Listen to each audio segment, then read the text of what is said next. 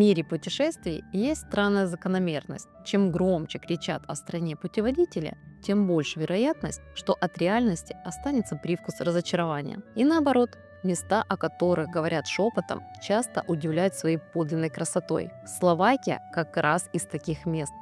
Зажатая между популярными туристическими Чехией, Австрией и Венгрией, она часто остается лишь транзитной точкой в маршрутах путешественников. Братислава? Это где-то возле Вены, да? Типичная реакция, когда упоминаешь словацкую столицу. И такая незаметность всегда вызывала у меня вопрос, действительно ли Словакии нечего предложить?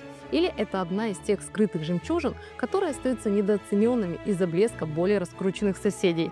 Мы уже были в Братиславе, гуляли по старинному городу и даже выезжали за пределы словацкой столицы. Об этом есть отдельное видео на канале. Ссылку я обязательно оставлю в описании. И впечатления от поездки были только положительные. Не могу сказать, что после первого знакомства мой список любимых европейских направлений кардинально изменился, но желание вернуться в Словакию и исследовать ее глубже появилось определенно.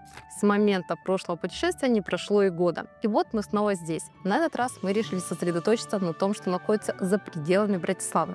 У нас для этого есть 2 дня, не так много, но, надеюсь, достаточно, чтобы сформировать впечатление о настоящей Словакии. Для этого мы постараемся посетить как можно больше интересных мест. Маршрут составляли по самым лучшим рекомендациям. Замки, горные деревушки, природные красоты. Что из этого выйдет, сказать сложно. Но одно могу обещать. Впереди нас ждет путешествие, которое точно нельзя назвать банальным.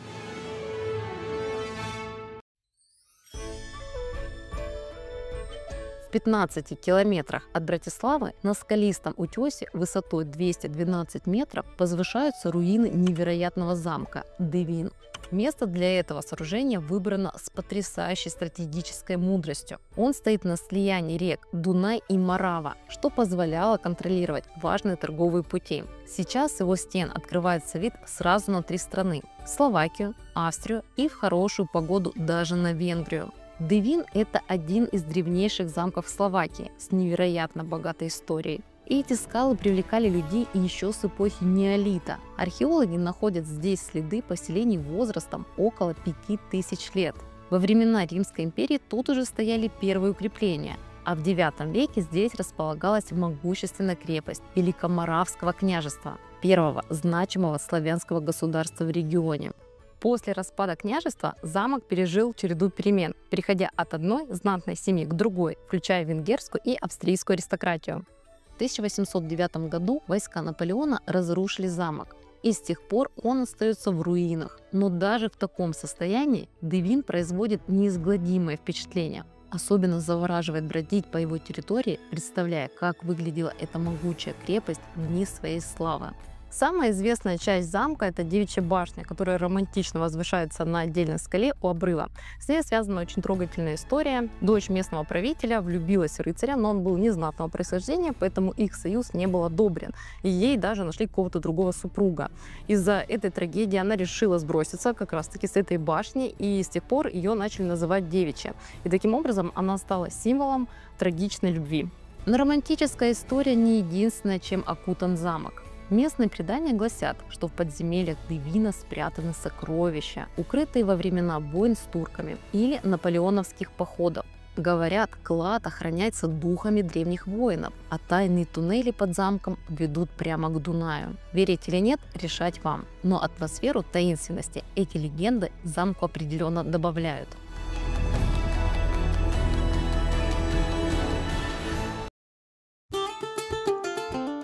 Покинув руины замка Девин, мы взяли курс на горы. Дорога шла вдоль серпантина, который словно нарочно затягивает путешествие, заставляя предвкушать встречу с чем-то особенным. Карабкаясь вверх между зелеными холмами, которые с каждым поворотом становились только гуще, мы попали в совершенно другой мир, где можно посмотреть, как выглядела словацкая жизнь много лет назад. Первая мысль – неужели такое вообще существует в реальности?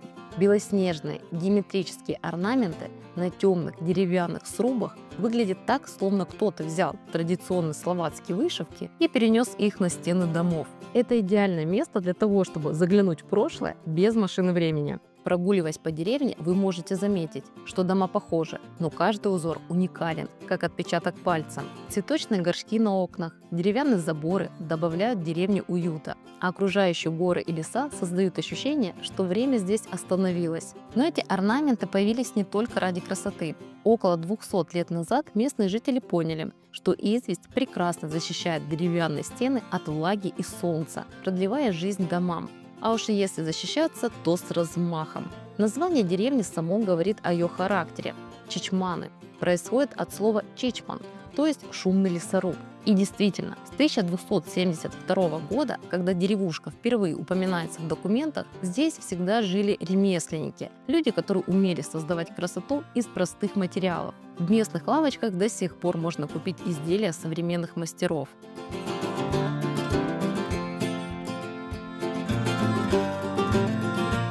И после посещения такого места начинаешь по-другому смотреть на наш современный мир с его скоростью и современными технологиями. Чичманы прошли через многое. В 1921 году пожар уничтожил часть деревни, но местные жители восстановили дома точь-в-точь, не изменив традиционному стилю ни на йоту.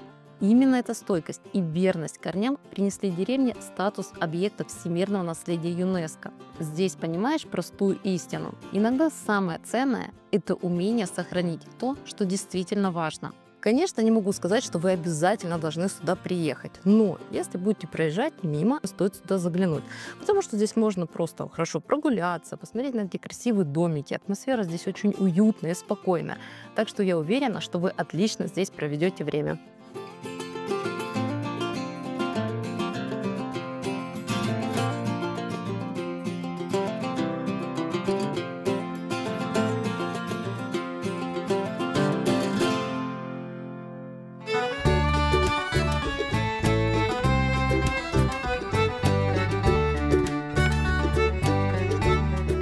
После уютных Чичман мы продолжили путешествие по Словатским горам. Еще около 2 часов езды по извилистым дорогам, и перед нами открылся вид на Оравский замок. И это было что-то невероятное. Если сказать, что Оравский замок впечатляет, это не сказать ничего. Возвышаясь на отвесной скале высотой 112 метров над рекой Орава, он кажется нерукотворным, словно сама природа создала эту мощную крепость. Этот замок считается одним из лучших в Словакии, и неспроста. Его силуэт настолько драматичен, что режиссеры не раз выбирали его местом для съемок. Самый известный из них – классический немой фильм «Носферату. Симфония ужаса» 1922 года. Интересно, что этот фильм – вольная экранизация Дракулы Брэма Стокера, снята без разрешения правообладателей. Вдова через суд добилась уничтожения всех копий, но некоторые все-таки сохранились, что и добавило фильму культового статуса. А компания, которая этот фильм и сняла, после этого скандала и вовсе обанкротилась. Но вернемся к замку. Он рос постепенно, с 13 века, буквально карабкаясь по скале. В итоге получилось 3 яруса – нижний, средний и верхний, связанные между собой запутанной сетью лестниц и переходов. Заблудиться здесь проще простого. Любопытный факт. В замке есть колодец глубиной 90 метров. Он был пробит прямо в скале. На его создание потребовалось практически полвека, но это помогло приобрести замку независимый источник воды, что было критически важно во время осады.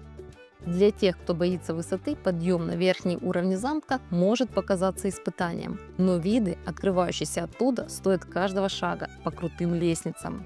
Кстати, вы наверняка заметили, что замков в нашем маршруте немало. И это неудивительно. По концентрации замков Словакия держит мировой рекорд. В стране с населением чуть больше 5 миллионов человек расположено около 180 замков. А еще в Словакии есть одна очаровательная особенность, которую замечаешь практически у каждой достопримечательности – сыроматы.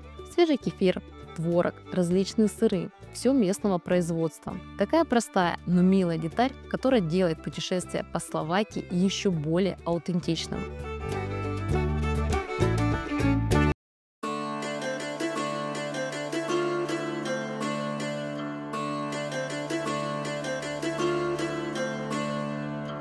Продвигаясь вглубь страны, ты словно перемещаешься не только в пространстве, но и во времени.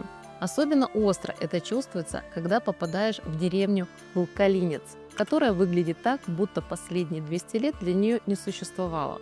Разноцветные деревянные дома с крутыми крышами выглядят удивительно гармонично на фоне зеленых холмов. Волк-Калинец впервые упоминается в документах 1376 года как часть города Руженберок, но свой нынешний облик деревня приобрела в 17-19 веках. Название деревни происходит от словацкого слова «волк» – «волк», и это напоминает о временах, когда леса вокруг были полны диких животных.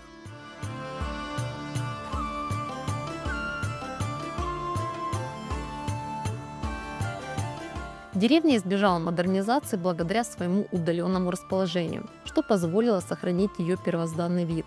В 20 веке, когда многие словацкие деревни начали застраиваться современными домами, Калинец остался нетронутым, что и привело к его включению в список ЮНЕСКО.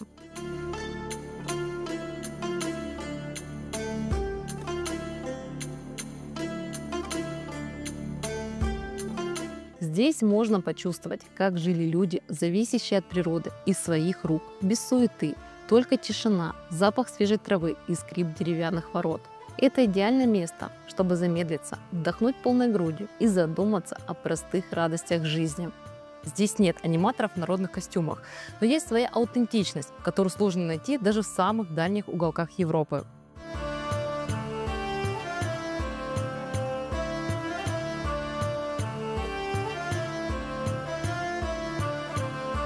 Интересный факт. Здесь сохранилась старинная система водоснабжения, деревянные желоба, подающие воду из горных ручьев. Эта система работает и сегодня, снабжая жителей кристально чистой водой.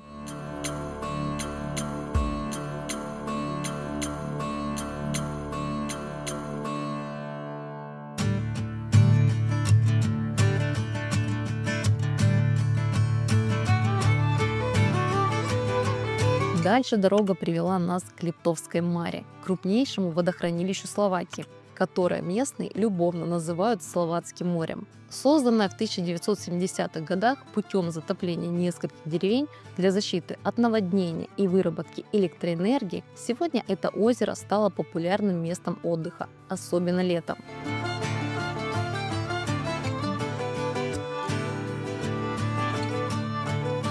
Само озеро поражает своими размерами, а окружающий пейзаж – это, конечно, нечто волшебное.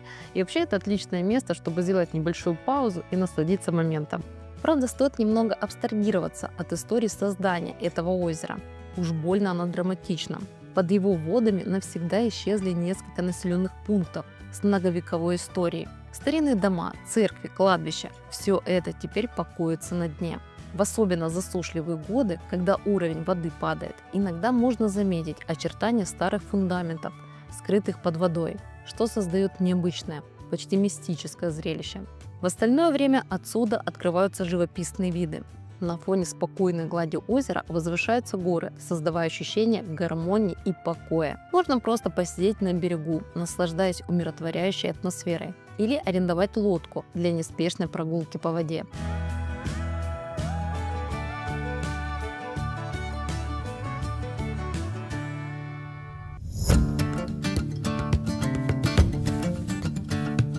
Визитная карточка Словакии – Высокие Татры. Самый маленький высокогорный массив в мире. Но это тот случай, когда размер не имеет значения. Эти горы с их острыми пиками, кристальными озерами и густыми лесами производят впечатление, которое остается с тобой навсегда.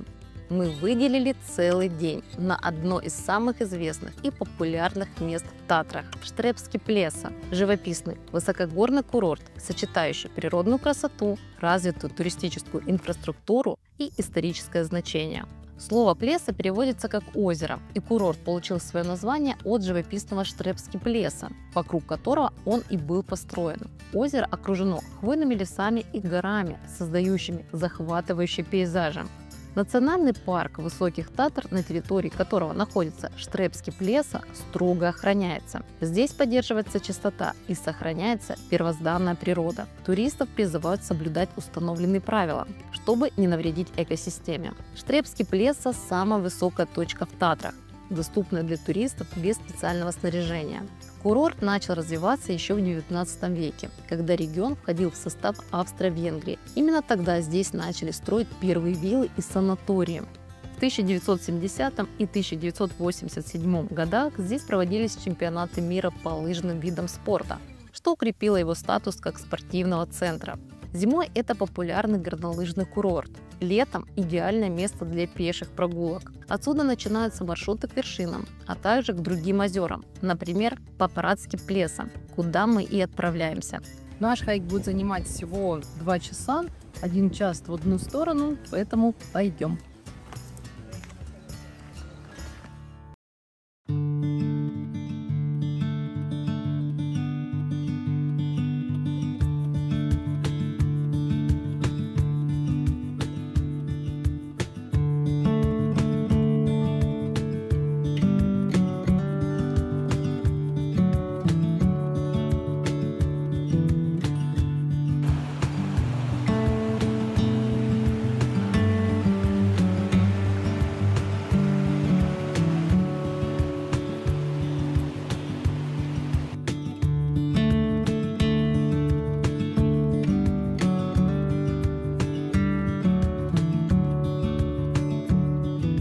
Хвойные леса, каменистые склоны – все прекрасно. Единственный минус – очень много людей. Нет ощущения уединения, которое я очень люблю в горах. Но с другой стороны, в высоких Татрах обитает татранский подвид бурого медведя, вероятность встречи с которым почти нулевая, когда идешь по переполненным туристическим тропам. Так что, как и во всем, есть свои плюсы и минусы.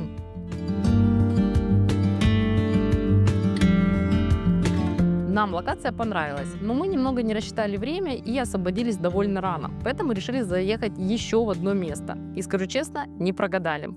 Речь идет о Спишском граде. Когда мы ехали по трассе, на горизонте показался силуэт, от которого невозможно было оторвать глаз. Еще издалека, с расстояния в несколько километров, понимаешь, этот замок что-то особенное. Он впечатляет своими масштабами, так как занимает более 4 гектаров и по праву считается одним из самых грандиозных замков Европы. Он настолько органично вписан в окружающий ландшафт, что удивительно, как такое кинематографичное место обошли стороной создатели «Игры престолов». Замок возвышается на холме вулканического происхождения, что придает ему еще более внушительный вид. Его история начинается в XII веке, когда на этом месте была построена первая каменная крепость, заменившая более древние деревянные укрепления. На протяжении веков замок расширялся и перестраивался, отражая смену архитектурных стилей и военных технологий. В своем рассвете Спишский град был не просто военным укреплением, но и центром политической, экономической и культурной жизни региона. Здесь проходили рыцарские турниры, проводились судебные заседания, принимались важные государственные решения. Но время не щадит даже самые величественные творения. Замок постепенно приходил в упадок, а после пожара в 1780 года и вовсе был заброшен. Масштабные реставрационные работы начались только в 20 веке. Но даже в нынешнем состоянии Спишский град производит неизгладимое впечатление. Заканчивать путешествие в таком месте – настоящая удача. Именно так и хочется завершать поездку на высокой ноте, с ощущением восторга и вдохновения.